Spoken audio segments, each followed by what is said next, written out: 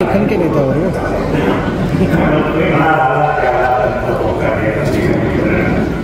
खरं म्हणजे या पदसारख्या सांस्कृतिक शहरामध्ये मला पहिल्यांदा याचा मान हा आमच्या अक्षरवरील वास्तुशिल्पी देऊळ आणि समुद्रराव पारलेकर या लोकांना या जिल्ह्यामध्ये माझा जन्म झाला. कधी काळी बालपण मी इथंच होतो, पण आमच्यावर हळूहळू का होईना साहित्याचे संस्कार होत गेले आणि चांगलं पण आणि वाईट होण्याचा शोध हे जन्मभर मी लिहित राहिलो. जवळजवळ 50,000 छापी पाठवून आता हे सगळं आम्ही कधी केलं. लोक म्हणतात नोकरी होते केलीच नसेल, जाणण्यात मार्ग असते. खरं म्हणजे आपण मनापासून जर नेहमीकडे लेखन करत गेलो तर खरं तर त्याची दखल समाज घेतो ना. आपल्या कोणी लेखकांची दखल आपण घेतली तर आमचे विजयराव जाधव, आमच्या आत्यांची चिरंजीव सुभाष कवडेकर त्यांचा काव्य संग्रह जवळजवळ मी 1 तासभर प्रदीप पाटील यांच्या घरात चालला. कदाचित महाराष्ट्र शासनाचा राज्य पुरस्कार त्यांना मिळण्याची शक्यता आहे. त्यानंतर संतोष पाटील सगळी चांगली माणसं आहे, यांचं कौतुक तुम्ही केलं हे फार बरं वाटतं. अनेकदा लोकांना माणसं समजावून घेत नाही. मी एकदा कोल्हापूरला गदी मानवकर आणि पु. देशपांडे यांचं व्याख्यान ऐकायला गेलो होतो. व्याख्यान कुठं होतं? केशवराव भोसले नाट्यगृहात. तेव्हा मी MA करत होतो. 1973 ते 75 या दरम्यानचा प्रसंग सांगतो. आणि तिथे गेल्यानंतर आश्चर्य म्हणजे पाठच्या आधी 15 मिनिटं दोघेही आले होते, पण संयोजकांचा पत्ता नव्हता. संयोजक 5:30 वाजता आले आणि आल्या अध्यक्षाने विचारलं की दोघं आले का? मोठ्यानंतर ते विचारले रस्त्यावर रस्ते होते. तर ते म्हणाले साहित्य कृपा झाली, बोलवा त्यांना. बोलव. ते दोघे आले. मग म्हणाले की मी करता काय? ओला म्हणाले की छत्र्यात घुसतो आणि हे भांडणाला लेखक ही अशी अवस्था. म्हणजे लेखक कवीकडे बघण्याची समाजाची ही दृष्टी ही आम्ही जवळून पाहिली. मग माझ्या लक्षात आलं फार अवघड आहे. आपल्या देशात काय झाले तुम्हाला सांगतो. ज्यांच्याकडे नैतिकता नाही अशी माणसं निवडणुका करतात, ज्यांना चारित्र्य नाही अशी माणसं शिक्षण घ्यायचा प्रयत्न करतात, आणि ज्यांच्याकडे अजिबात तथा एवढी माणूस शिल्लक नाही अशी माणसं वैज्ञानिक शोध लावण्याचा प्रयत्न करतात. मी कधी कधी विचार करतो की खरं जर हे नसेल तर या वाटेने जायचं कशासाठी? पण जात राहतात माणसं. मला महात्मा गांधीजींचं एक वाक्य फार आवडतं. गांधीजींनी सांगितलंय आणि खेडं समजावून घ्या. आणि भारतातलं खेडं आहे कसं तर Indian village is like a woman. गांधींचं वाक्य सांगतो Indian village is like a woman who carries whole nation in her womb. म्हणजे जी बाई सरळ राष्ट्र आपल्या गर्भाशयात वाहते अशा बाईसारखं खेळ आहे. एवढा वेगळा प्रचंड माणसाला आव्हान देणारा विचार कुठल्याही विचारवंतांना मांडलेला नाही. पण आज आपण दुर्दैव आहोत. गांधी नेहरूंना खोडून काढण्याचा उद्योग करणारी मंडळी सर्वत्र राहायला सापडतात. खरं तरी फार मोठी माणसं आपण कल्पना करू शकत नाही. तुम्हाला सांगतो पंडित जवाहरलाल नेहरू केंद्रीय विद्यापीठात शिकले. आपल्या भारतात पंतप्रधान झाल्यानंतर त्यांनी पहिलं पत्र कुणाला लिहिलं? 1947-48 दरम्यानचं पहिलं पत्र त्यांनी लिहिलं जॉर्ज बर्नार्ड शॉ. आणि त्या पत्रात लिहिलं 40 वर्षापूर्वी केंद्रीय विद्यापीठात शिकलो. तुमचं एकच व्याख्यान मला ऐकायला मिळालं, पण तुमची सगळी पुस्तकं मी वाचली. आज जो काही मी आहे तो तुमच्यामुळे आहे आणि तुमच्यासारख्या इतर लेखकांमुळे आहे. आमचा संस्कार तुमच्यासारख्या वक्त्यांचे लेखकांचे झालेले आहेत. आपणाला भेटायला येणार आहे. पुढच्याच महिन्यात इंग्लंडला येतो. बर्नार्ड शॉने उत्तर काय दिलं? 15 सप्टेंबर 1948 ते पत्र. त्याच्यात त्याने लिहिले इतक्या लांबून यायची तस्ती कशाला घेतात? कारण बर्नार्ड शॉचा आता काहीच राहिलेला आहे. नुसताच फळांचा सापळा होता. तुम्ही मला भेटायला आला तर तुम्ही माझा आदर का असंच मी समजेन, पण एका देशाच्या पंतप्रधानाने एवढा त्रास व्हावा असं मला वाटत नाही. आश्चर्य म्हणजे तरीही नेहरू केले तेव्हा बर्नार्ड शॉ मरण पावले होते. त्यांच्या फोटोचं दर्शन घेऊन ते परत आले आणि लहान मुलांकडे ही केवढी मोठी माणसं आपण कल्पनाही करू शकत नाही. लक्षात घ्या. मी कधी कधी विचार करतो, आज नेहरू पंतप्रधान असते तर लोकसभेत 150 ते 140 खासदारांचं निर्माण झालं असतं. कधीही झालं नसतं. एक लक्षात घ्या, चांगली गुणवत्ता माणसाची समजावून घ्यायला माणूस मोठा लागतो. अटल बिहारी वाजपेयी अमेरिकेला गेल्यावर नेहरूंनी एक पत्र पाठवलं अध्यक्षाला, राष्ट्रीय अध्यक्षाला, राष्ट्राध्यक्षाला की माझ्या संसदेतला एक खरा वक्ता आणि अभ्यासू माणूस अमेरिकेमध्ये येतो आहे, त्याला सर्व जाणकारांची ओळख करून द्या, मोठमोठ्या नेत्यांची ओळख करून द्या आणि जमलं तर इंग्रजीतलं त्यांचं एखादं व्याख्यान एक देशाचा पंतप्रधान कळवतोय. खरं म्हणजे ही सगळी विरोधातली माणसं त्या काळात विचार केला तर काँग्रेस मधली नव्हती. अहो तुम्ही समाजवादी विचारसरणीचे आपले इतर लोक घ्या, तुम्ही एस एम जोशी असतील, त्यांचे सगळे सहकारी असतील, आमचे डायरेक्टर कुर्ले कोकणातले, ही सगळी विरोधी गटाची माणसं तरीही नेहरूंनी त्यांना समजावून घेतलं होतं. मी कधी कधी विचार करतो ही केवढी मोठी माणसं होती. महात्मा गांधी काय, मला वाटतं गांधींच्या सारखा कडकदार आणि धाडशी माणूस भारतात एकही झाला नाही. 1921 साली गांधीजी दक्षिण आफ्रिकेत असताना भारतातून त्यांना एक पत्र गेलं की तिकडं निळीच्या व्यापाऱ्यांनी शेतकऱ्यांची मोडणी केली आहे आणि निळीच्या व्यापाऱ्यांनी केलेली शेतकऱ्यांची मोडणी मोडून काढावयाची असेल तर तुमच्याशिवाय मोडामध्ये जमणार नाही. गांधीजी सगळी कामं टाकून इथं आले आणि त्यांनी सत्याग्रह उभा केला. 400 शेतकरी हाताशी घेतले आणि संपूर्ण चंपारण्य ठेवून काढलं. चंपारण्याचा सत्याग्रह. निळीच्या व्यापाऱ्यांना चौकात भाषण करताना सांगितलं 400 माणसाला घेऊन घेतोय हा गांधी, एकट्याने यावं, त्याला गोळ्या घालतो. आता हे वाक्य एखाद्यानं सोडून दिला, पण गांधीजींनी गंभीरपणे घेतलं. गांधीजी रात्री 1 वाजेपर्यंत जागे राहिले आणि सगळी माणसं झोपल्यानंतर कंदील घेऊन बाहेर पडले आणि डायरेक्ट त्या व्यापाऱ्याच्या पायासमोर उभा राहिले आणि दरवाजा वाजवला. त्या व्यापाऱ्याचे काही रक्षण करते होते, ते धावत आले, दरवाजा उघडला. कोण पाहिजे? ते म्हणाले तुमच्या साहेबांना भेटायचं. आज ज्यांचं 5 वाजता व्याख्यान चौकात संदर्शनात भेटायला मी आलो म्हणून सांगा. तो निळीचा व्यापारी धावत आला आणि समोर बघतो तर गांधी. तो म्हणाला तुम्ही यायला, तर म्हणाले तुम्ही 5 वाजता सभेत आव्हान केलं, 400 लोकांना घेऊन गांधी फिरतोय, एकट्याने यावं, त्याला मी गोळी. मी माझी पाठी सुद्धा हातात आणली नाही, एकटा जातो. या व्यापाऱ्यानं गांधीजींचे पाय धरले, क्षमा मागितली. ही केवढी माणसं धीट असते. मला सांगा, बनारस हिंदू विद्यापीठ उभा राहिलं तेव्हा ते उभा करण्यासाठी पंडित मदन मोहन मालवीय यांनी आयुष्य खर्च घातलं. माणसं रुपया 2 रुपये 5 रुपये द्यायची. गांधीजींच्याकडे ते आले, म्हणाले असे आणि कधी विद्यापीठ उभा राहिले, मला चांगली मदत देणारा माणूस सुचवा. गांधीजी म्हणाले की एका माणसाला फोन करतो, तुम्ही त्यांच्याकडे जा. म्हणून एका मारवाड्याला फोन केला. तर अंधार पडताना हे त्या मारवाडीच्या घरी गेले तर मारवाडीच्या नोकरला कंदील लावायला सांगत होता. नोकराकडून 2 गाड्या भिजल्या म्हणून त्या शेडजीनं त्याच्यात गोबाळात 3 वेळा मारल्या. तेव्हा पंडित मदन मोहन मालवीय म्हणाले 2 गाड्या घालवल्या तर 3 वेळा गोबाळीत मारा. हा माणूस मला एक उपाय देण्याची शक्यता आहे. मग त्यांना विचारलं 2 काय काम आहे, तर म्हणाले गांधीजींनी पाठवले. हा म्हणाले गांधीजींचा फोन मला आला होता, बसा. त्यांनी चेक केला, पाकिटात टाकला, घडी केली, त्यांच्या खिशात टाकला आणि घरी जाऊन उघडा म्हणाले.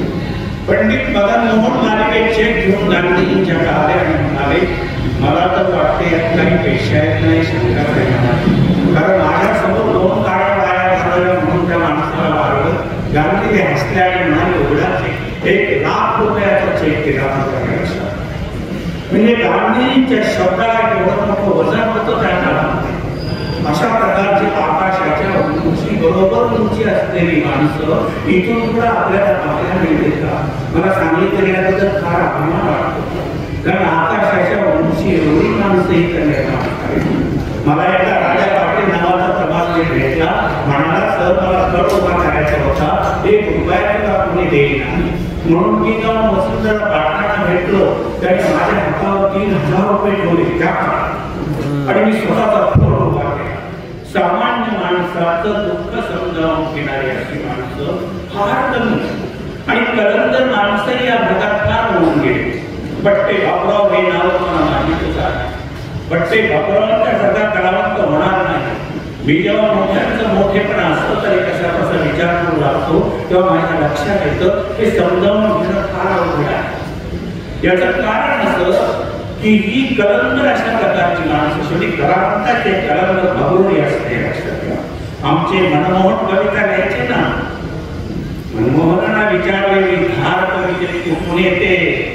थोडे सर मनमोहनाने सांगितलं माझ्या ज्या शाईनं मी लिहितो ना त्या माझ्या डोकीतल्या शाहीत रामदासांच्या कमंडलूतलं पाणी आहे आणि माझ्या लेखणीच्या टोकाला भोसल्यांच्या वाघाची टोक आहे, म्हणून मी एवढं धारदार का कळंदर माणसं असतात। अहो सामान्य माणसं सुद्धा मोठी असतात, असं काही नाही माणूस खूप श्रीमंत म्हणजे तो मोठा असं काही नसतं। मी औरंगाबादला एका व्याख्यानाला गेलो होतो, एका ठिकाणी थांबल्यावर तो माणूस मला एक माणूस दाखवायला घेऊन गेला, म्हणाला आमच्या गावातला सगळ्यात मोठा माणूस। वर्तमानपत्राच्या पहिल्या पानावर त्याच्यावर फोटो सह लेख लिहिला तो हा माणूस। गेलो तर एक झोपडी, त्या झोपडीतला एक माणूस गटाराच्या कडेला बसलेला, एक फळी टाकलेली गटारावर 2-3 बाटल्या आणि अंघोळ करत होता। तर मी म्हटलं काय माणसाचं वैशिष्ट्य? तर म्हणाले तुम्ही त्याच्याशी बोला। तर तो म्हणाला आमचे बाप ज्यादे कधी काही पाण्यामध्ये अत्तर टाकून आंघोळ करत, आम्हाला फक्त झाशीची राणी कशा आंघोळ करायची माहिती होतं, पण हाही माणूस असं करतो हे माहित नव्हतं। गेली म्हणला संपत्ती तरीही जमेल तेव्हा रोज मी पाण्यामध्ये अत्तर टाकून आंघोळ करतो। आणि तो म्हणला माझं नाव आहे पाशा। औरंगाबाद मध्ये माणसं काय म्हणतात, जब पाशा नाम का है तो गदर से भी खुशबू आती है। काय कलंदर माणसं आहे। मला कधी कधी आश्चर्य वाटते माणसाची आपली माणसं आपल्याला आखीवर एकीवर जीवन जगणारी अशी माणसं त्यांची सवय लागलेली असते। मला वाटते आपण म्हणूनच आवडतं। अवहा श्रीधर कृष्णा कुलकर्णी मला सांगा, रेखऱ्याचा हा मुलगा ब्राह्मण घराण्यात जन्माला आलेला, या मुलाचं नाव आमच्या महाराजांच्या पर्यंत गेलं आणि आमच्या महाराजांनी ते नाव बडोदा राणी सरकारने कळवलं। आमच्या सरकारने त्याला बोलवून घेतलं, संस्कृतचं शिक्षण दिलं, मुलगा राहिला नाही, तमाशाची ओढ। बडोद्याच्या राणीने बरोबर नेलं, त्याला कारची नोकरी दिली, ती सोडून हा माणूस पुन्हा परत आला, म्हणून आमच्या महाराजांनी त्यांना तलाट्याची नोकरी दिली। तलाट्याची नोकरी 1-2 वर्ष बरी केली, पण काय झालं त्या काळामध्ये दस्त लिहिण्याचं काम नव्हते तलाठीच करत असत आणि ते दस्त करत तिकडे मामलेदार कचेरीत असतात। तसे हे त्यांच्या त्या वाड्यात जाऊन आले, वरच्या मार्गावर एक डेस्क होता आणि तिथं ते लिहित बसत आणि खालच्या बाजूला आंघोळ वगैरे करून असे ते वर जात असताना एक बाई आली आणि वर जाऊन बसली आणि वर जाऊन वरून तिने केस बाळायला सुरुवात केली, तिने आंघोळ करून आली। त्यांच्या आईने सांगितलं दस्त लिहून घ्यायला, पण एक बाई आली म्हणून तुम्ही वर पाहिलं आणि तिकडं पाहत पाहत 3 ताराच्या माळीवरती एक सुंदरा दिसली, हाती आईना केस मोकळे होतं हाडत बसली, अशी लावणी बडबडत वरती गेले आणि दस्त लिहिताना दस्तात ती लावणी लिहिली। 3 ताराच्या माळीवरती एक सुंदरा दिसली, हाती आईना केस मोकळे होतं हाडत बसली, ही लावणी दस्तात लिहिली। दस्त तालुक्याला गेला मामलेदार साहेबांचा विश्वास 9 वाजताच तरी कलेक्टर कचेरी साकारला गेला. कलेक्टरने मात्र काही आणि मग पट्टे बापूरावांना बोलावून घेतला आणि सांगितलं लावण्यास न्यायचे असतील तर तमाशात जायचे. इकडे या सर्दी खात्याकडे कशासाठी आलात तुम्ही? त्या महसूलला तुमची गरज नाही, तुम्ही जाऊ शकता. तिथंच राजीनामा लिहिला आणि कलेक्टरच्या तोंडावर फेकला आणि सांगितलं तुम्ही किती पगार देता मला? 12 रुपये. तमाशात उभा राहील तर दिवसाला 12 रुपये मिळते. आणि तसंच झालं. बापूरावाने तमाशा काढला. आता लोकांनी त्यांना वारी टाकलं, ब्राह्मणाने वारी टाकलं, काही कलाकार त्यांच्या विरोधात गेले होते आणि पुन्हा योगायोगाने नामात धुळ करायच्या तमाशाची पवळा भेटली. ही नामात धुळ करायच्या तमाशाची पवळा त्यांच्या बरोबर आल्या आणि त्यांनी स्वतःचा फळ उभा केला आणि पवळाचं नृत्य आणि यांचं गाणं बापूराव काय दिसायला देखणे होते. लाल 6 फूट उंची, लाल वचक रेशमी शेरवाणी घालत, डोक्यावर फेटा बांधत, पायात लाल फडक पुढे वाहना आणि पाहू लागले की काय पवळाचं नृत्य आणि बापूरावांचं गाणं मला खरं वाटणार नाही. मी एकदा हा प्रसंग परिचयात सांगत होतो की त्या दोघांनी मिळून मिळालेले दागिने सोने नाणे ठेवण्यासाठी 6 बाय 4 फूट लांबीची लोखंडी पेटी केली होती आणि संपूर्ण पेटी सोन्याच्या दागिन्यांनी गच्च भरलेली होती. त्या दागिन्यावर जो एक सोपत, एवढी लोकप्रियता, एवढा अफाट पैसा एकाही कलावंताला मिळालेला नाही. मी परिचयात असं भाषण केल्यानंतर तिथले 2 शिक्षक आले, माझ्या पाया पडले आणि म्हणाले चला तुम्हाला पेटी दाखवतो. ती पेटी ताईपर्यंतच्या घरात. ही ताईपर्यंतचे कोण एक जोपटी पवळा निघून गेली. बापूरावांना दारिद्र्य आलं, संपत्ती संपली. याचं कारण असं सांगतो तुम्हाला. 3 प्रतिज्ञा. कागदाला टाक लावला की लावणी झाल्याशिवाय टाक उचलायचं नाही. आज मिळवलेले पैसे उद्या ठेवायचे नाही आणि एकदा म्हटलेले लावणी पुन्हा म्हणायची नाही. 2 लाख लावण्या या माणसानं दिल्या आणि संपत्ती उडून जायला किती वेळ लागला मला सांगा. मला खरं वाटणार नाही. 6 डागूचे पिंजरे होते, पोपटाचे 6 पिंजरे, 6 पुत्री. त्या पुत्र्याने सांभाळायला माणसं. आपण आलेकडे बघतो माणसाला पोटासाठी 4 घर फिरायला लागतात, पण तो पुत्र्याला सांभाळायला माणसं नेमली होती. पोपट्याला सांभाळायला बाया नेमल्या होत्या आणि अतिशय आलिशान आणि विलासी जगणं संपून गेलं सगळं. आणि हे दिवस एरवड्याच्या झोपडपट्टीत आहे. एरवड्याच्या झोपडपट्टीत कोण सांभाळणार? योगायोगानं काही परिचय घेतली आणि तिनं त्यांना सांभाळलं. 1868 जन्म आणि 1949 मृत्यू, 80-81 वय. पण दारिद्र्य एवढं वाटायला लागलं की दिवाळी जेव्हा पुण्यात आली तेव्हा त्यांच्या घरात दिवा सुद्धा नव्हता. ताईला बापूराव म्हणाले ताई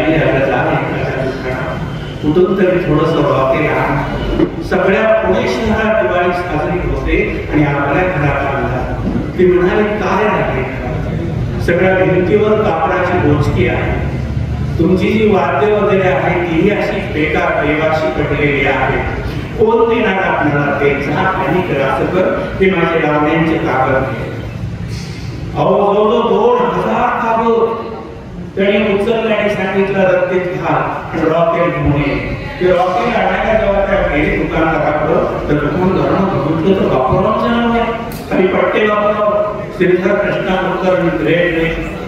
ते पाहिल्यानंतर तो म्हणाला हे रॉकेल घेऊन जा, हे कागद माझ्याजवळच राहू. आणि ती बाई रॉकेट घेऊन गेली आणि त्यांना माणसाच्या दुकानदाराने सांगितलं त्यांना सांगा मी भेटायला येते.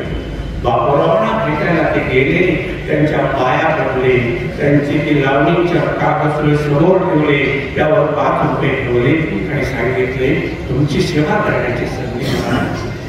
बापूराव म्हणाले मी हडाचा खडा बनता आहे, फुकट खेळणार नाही, आपण दारात आला सेवा घ्या. आणि मग लावणी म्हणायला सुरुवात केली. जुनं वाद्य काढलं आणि तिला ताल भरायला लावला. ताई परिचय करला आणि त्यांची 15 मिनिटं काढून सेवा केली आणि जाताना सांगितलं एका पवळासाठी एक ब्राह्मण महाराज आला.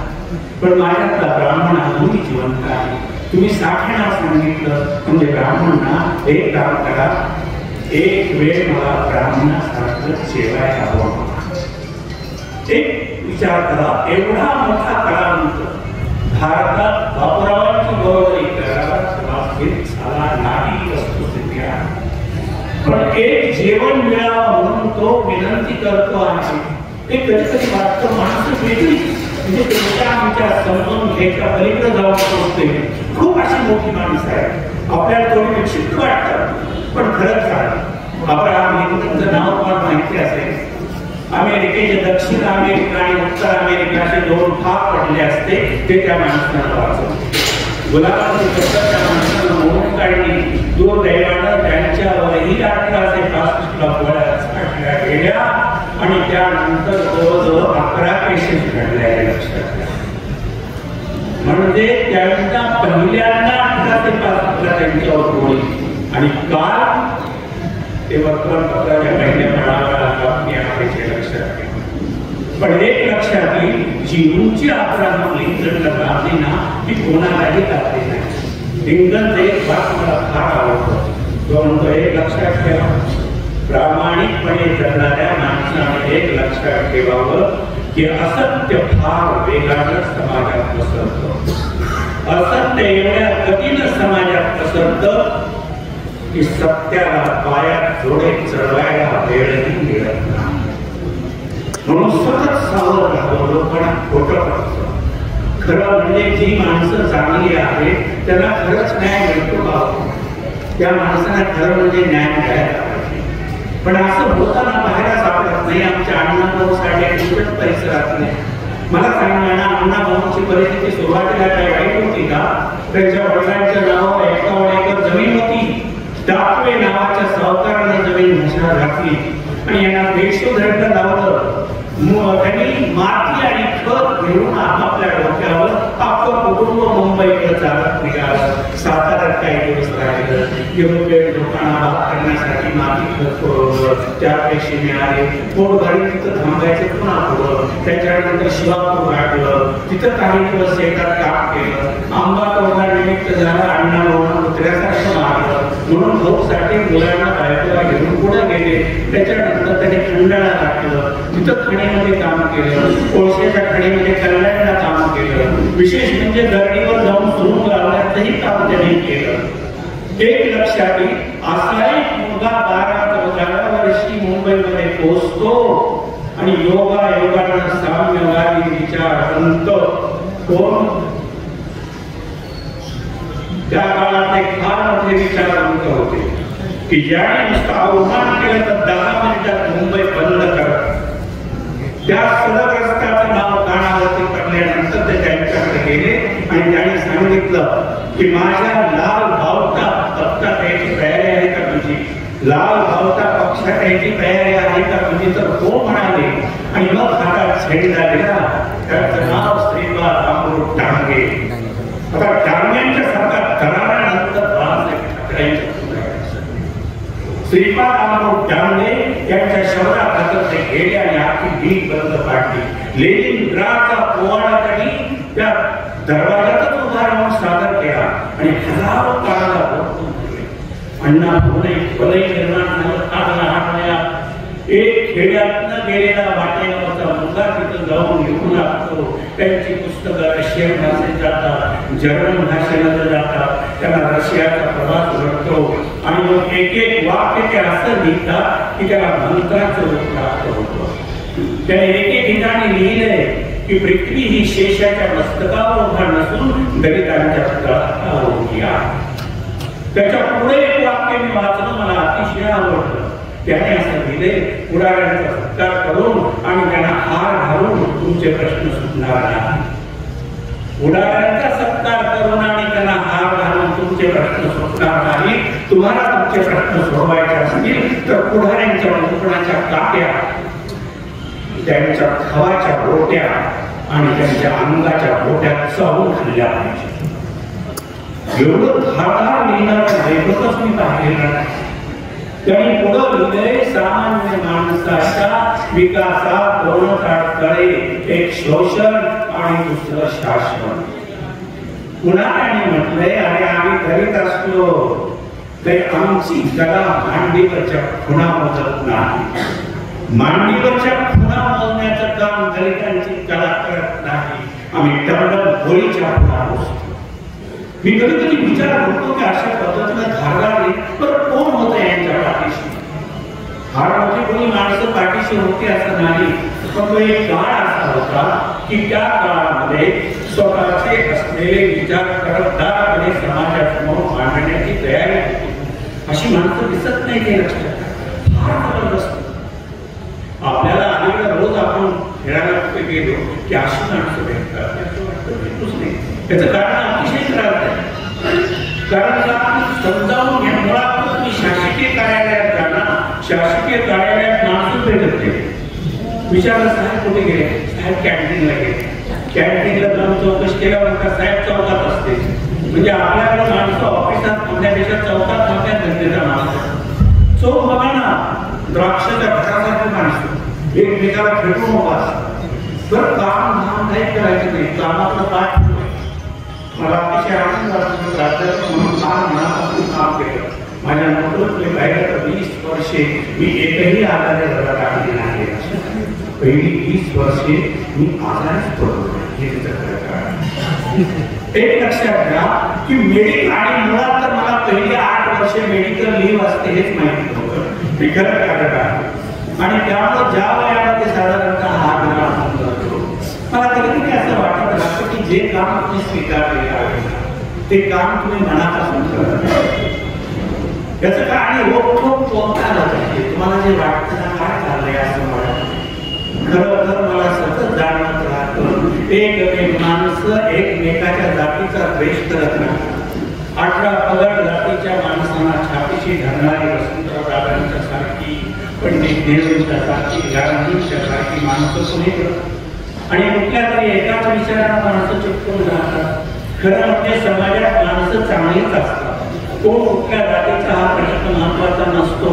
किती एकापेक्षा एक अशी मोठमोठी माणसं आमच्या साहित्यात केवढी मोठी माणसं होऊन गेली. पु ल देशपांडे असतील, आचार्य प्रत यात्रे असतील. आपण कल्पनाही करू शकत नाही एवढी प्रचंड माणसं होऊन गेलेली आहेत. पण या लोकांना समजावून घेणं गरजेचं आहे. अब्दुल कलामांचं जे पुस्तक वाचत होतो त्याला म्हणतात मी MIT मध्ये शिकतोय मद्रासला आणि घरून पत्र आहे आई आजारी आहे, आईला बघायला जायचं आहे, पण जवळ पैसे नाही. हातात काय आहे, हातात रशियन लेखकाचं पुस्तक आहे आणि रशियन लेखकाने त्यांना झपाटून टाकले. ते पुस्तक तसंच हाताशी घेऊन ते फिरू लागतात आणि फिरत फिरत मोर कॅम्प म्हणून एरिया आहे त्या मद्रासमध्ये. त्या मोर कॅम्प एरियामध्ये जुनी पुस्तकं विकत घेतात आणि जुनी पुस्तकं विकत घेतात. त्यांना क्षणभर वाटतं हे पुस्तक विकावं, 4 पैसे मिळवावे आणि सरळ रामेश्वरम टाकावं. रेल्वेने जरा कमी पैसे पडतात, रेल्वेने जावं म्हणून ते नेहमीच्या दुकानात येतात. डोळ्यावर जाणवतं त्यांच्यावर पाहिल्यानंतर तुम्ही दुःखी आहात का, निराश आहात का, डोळ्यात पाणी दिसते तर म्हणाल नाही. जी गोष्ट मी कधी केली नाही ती करण्यासाठी मी आलो. माझ्याजवळ पैसे नाही, गावाकडे जायचं आहे आणि पुस्तक तर विकायचं नाही, काय करू. तो मालक म्हणाला मी काळजी करू नका, तो जमीन गहाण ठेवतात, वस्तू गहाण ठेवतात, तसं पुस्तक मालाकडे गहाण ठेवा. तुम्हाला किती पैसे पाहिजे तेवढे ठेवून जा आणि पुन्हा जेव्हा तुमच्याकडे पैसे येतील तेव्हा पुस्तक सोडवून द्या. तेव्हा APJ अब्दुल कलाम म्हणतात मी पुस्तक विकणार नाही असं तुम्ही लिहून द्या तर पुस्तक गहाण ठेवतो. आणि त्यांच्याकडून तसं लिहून घेतात कारण हे पुस्तकाला पुन्हा मिळण्याची खात्री नाही. माझं आवडतं पुस्तक आहे आणि तो माणूस तसं लिहून देतो, त्यांना पैसे देतो आणि मग ते रामेश्वरला जातात. त्याने आपल्या आत्मचरित्रात लिहून ठेवले माणसाची जात कोणती हे महत्वाचं नाही, माणूस महत्वाचा. कारण बालपणापासून त्यांनी 3च मोठी माणसं पाहिली. एक पहिले पाहिले ते म्हणजे ख्रिश्चन समाजाचे बोधार नावाचे संघर्ष, ख्रिश्चन समाजाचे नेते. दुसरे पाहिले पक्षी लक्ष्मण शास्त्री हिंदू नेते आणि तिसरे पाहिले त्यांचे वडील जैनुल अबदीन ते मशिदीचे इमाम होते. ही एवढी 3 डोंगरावरी माणसं बाहेर आणि त्यांच्या सानिध्यात आपण घडलं. त्याच्यावर 18 पगड जातीची माणसं त्यांच्या दृष्टीनं महत्वाची ठरली. आपण सुद्धा खरं म्हणजे दादासाहेब फुलाऱ्यांची जयंती साजरी करतोय, 90वी जयंती. फुलारे साहेबांच्याबद्दल मागण्याचा फरक घेतात. तासगाव तालुका पंचायत समितीचे सभापती म्हणून काम करताना महाराष्ट्रात पहिला पुरस्कार त्या पंचायत समितीला फुलारे साहेबांच्या मिळवण्यात आला. दुसऱ्या बाजूला आशिया खंडातला सगळ्यात मोठा साखर कारखाना सांगली शेतकरी सहकारी साखर कारखान्याचे 15 वर्ष ते संचालक होते. कारखाना फायद्यात आणण्याचं सगळं श्रेय त्यांना आहे. दुसऱ्या बाजूला लक्षात येईल या पलूस सारख्या सुसंस्कृत शहराचे जवळजवळ 12-13 वर्षे ते सरपंच होते. हेही विशेष आहे. ते लक्षात येईल अनेक संस्थांना त्यांनी फार मोठं केलेलं आहे. मला त्यांचं एक कौतुक वाटतं की राजकारणाची माणसं अगदी वेगळी आणि तरफदारपणे पुढे जाता येत ना, त्यांची कास करायची, त्यांचे विचार स्वीकारायचे. पहिल्यांदा त्यांनी कुणाला जवळ केला असेल तर बाबासाहेब पाटील आणि आमच्या चिंचणीचे ते पण पाटील या 2 माणसांची साथ दिली.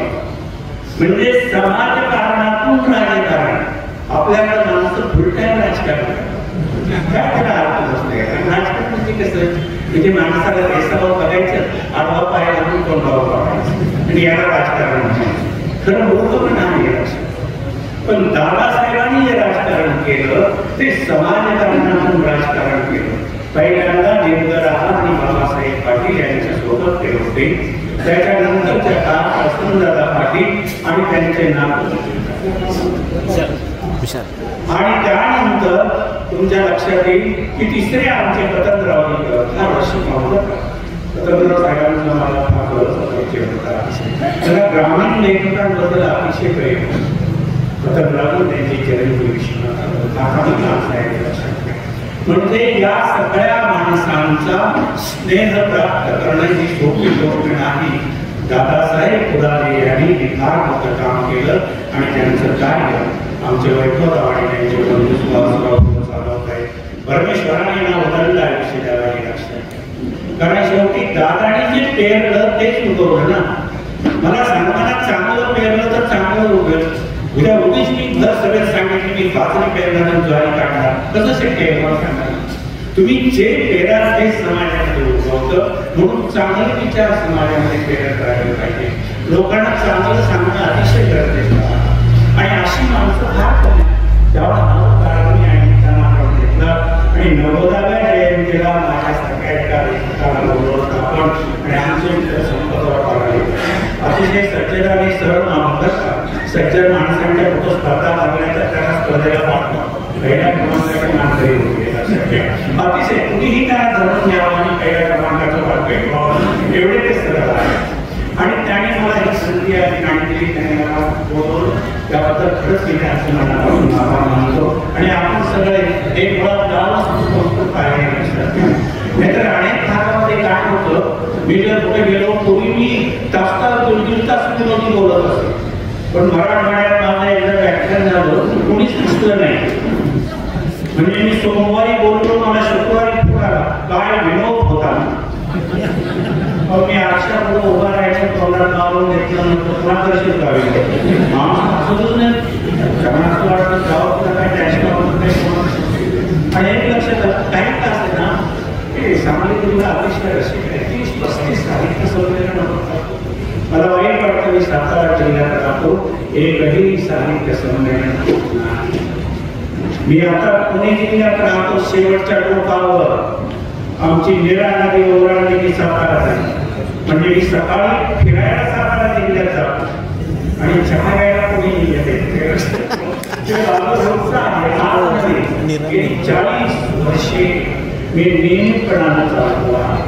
सकाळी चालायला जायचं, संध्याकाळी चालायला जायचं आणि शक्यतो आहारावर नियंत्रण ठेवायचं. आपल्याला काय असतं माणसं सकाळी उठलं की नाश्ता या नावाखाली भरपूर चालतं. पुन्हा 11 वाजले की बसायचं कसं, 12 वाजले मुख्य जेवण झालं पाहिजे, पुन्हा 4 वाजले 5 वाजले की पुन्हा काहीतरी खाण्याची इच्छा होते.